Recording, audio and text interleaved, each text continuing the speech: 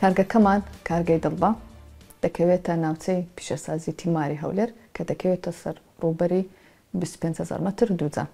لە ساڵی 2015دا تەنها ئێمە بەرهەمی ماست و ماستاومان بەرهەم دەهێنا.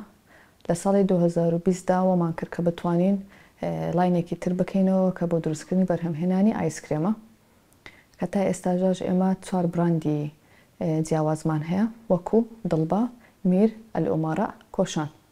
لە هەمان کاتە لە ئایسکرێم هەم دڵبە هەم کۆشان ئێستا بەردەستە لە بازاڕەکان و هەروەها بە کوالیتیەکی زۆر بەرز کە بتوانین هەم کوردستان و هەم عێراق بتوانین ئیشێکی باش لەگەڵ کوردستان و عێراق بکەین.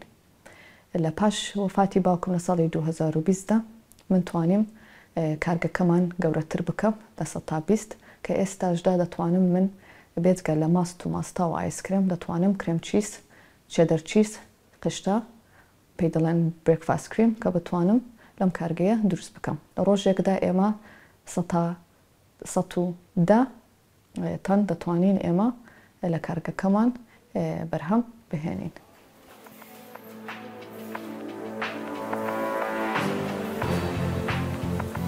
نها دناوا کارگه ده 85 کارگر دخبتن لبله دمهن بهار و هاوینه ده زیده دبن و دیگه هن 130 کارگران هموجی پسپورن دوی بواری ده.